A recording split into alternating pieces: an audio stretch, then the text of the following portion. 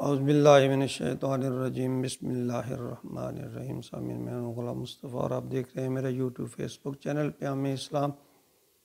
جس پہ آج ہمارا سبق سورۃ البقرہ کی آیت نمبر 134 پر مشتمل ہے۔ اعوذ باللہ من الشیطان الرجیم، بسم اللہ الرحمن الرحیم۔ تلک امۃ قد خلت لہا ما کسبت ولکم ما کسبتم ولا تسألون عما کانوا یعملون۔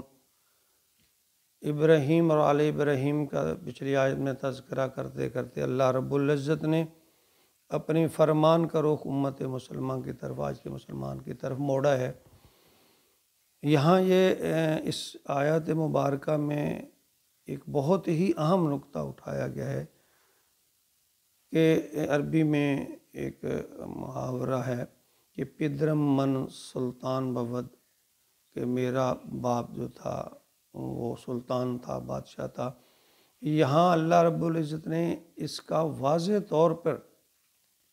یہ بیان فرمایا کہ جو تم اس بھول میں نہ رہنا کہ تم کسی بڑے کی اولاد ہو، اس بھول میں نہ رہنا کہ تم پیر سید، کسی مولوی، کسی حالت حسب و نسب کی اولاد ہو۔ تمہارے اعمال تمہارے کام آئیں گے۔ جو باپ کا اچھا یا برا عمل اس کا ذمہ دار بیٹا نہیں ہے،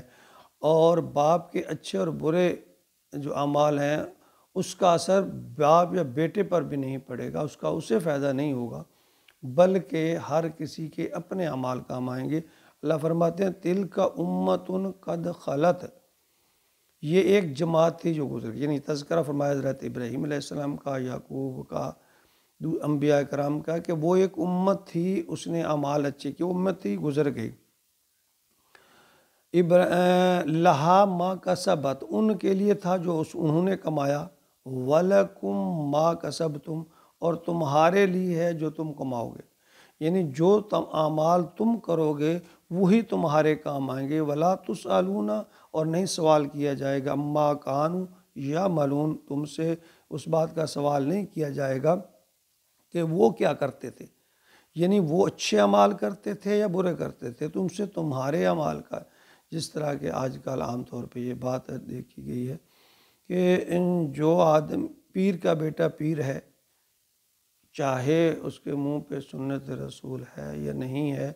اس کے اعمال اچھے ہیں یا نہیں ہیں، لوگ اندھا دھند اس بات کی پیروی کرتے ہیں چونکہ یہ پیر کا بیٹا ہے۔ تو اللہ فرماتے ہیں اگر باپ اچھا ہے تو اس کا فائدہ اس کو ہے، اگر بیٹا برا ہے تو اس کے برے اعمال کا وبال اسی پر ہے۔ اسے اپنے باپ کی جاہ و جلالت پہ، عزت پہ اترانا نہیں چاہیے، بلکہ نبی اکرم صلی اللہ علیہ وآلہ وسلم نے بھی ایک دفعہ حضرت فاطمہ رضی اللہ تعالیٰ عنہ سے، جو آپ کی بہت ہی پیاری بیٹی تھیں، حسن حسین کی اماں، فرمایا اے فاطمہ خیال کرنا،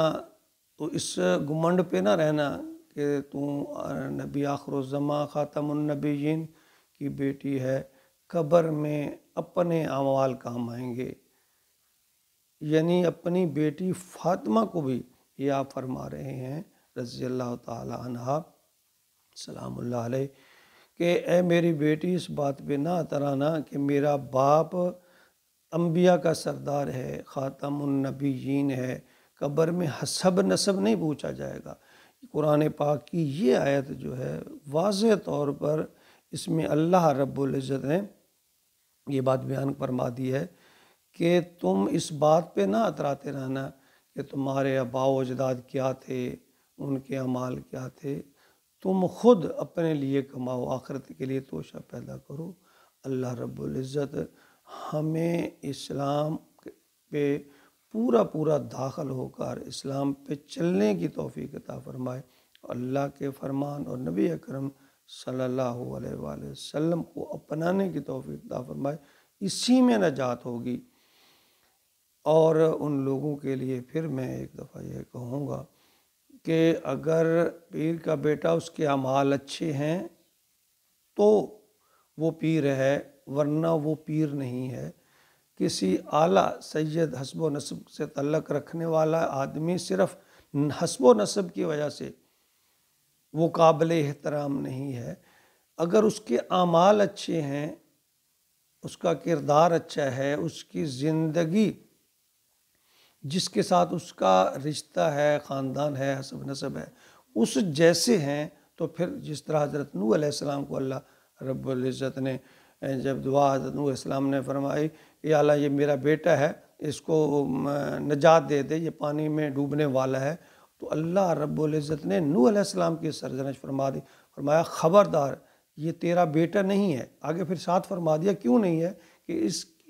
انہو عمل غیر صالح، اس کے جو اعمال ہیں وہ غیر صالح ہیں۔ اور پھر آگے پھر اور اللہ اس پہ بس نہیں کیا، اللہ رب العزت نے اور سخت الفاظ کیا کہ نوح اگر دوبارہ تو نے اس کے بارے میں اس کی سفارش کی تو خبردار کرنا، خبردار میں تجھے جو سلسلہ نبوت میں ہے اس سے بھی نکال دوں گا اگر تو نے دوبارہ اس کے بارے میں اس طرح کا سوال کیا۔ یعنی ایک پیغمبر اگر اپنے بیٹے کو طوفان سے اللہ کی ناراضگی سے نہیں بچا سکا تو آج کے دور میں ہم یہ کیسے کہہ سکتے ہیں کہ یہ حسب نسب کی وجہ سے کوئی آدمی جو ہے وہ اللہ کا مقرب ہو سکتا ہے؟ اعمال کام آئیں گے۔ اللہ تعالی ہمیں عمل کرنے کی توفیق عطا فرمائے، آمین یا رب۔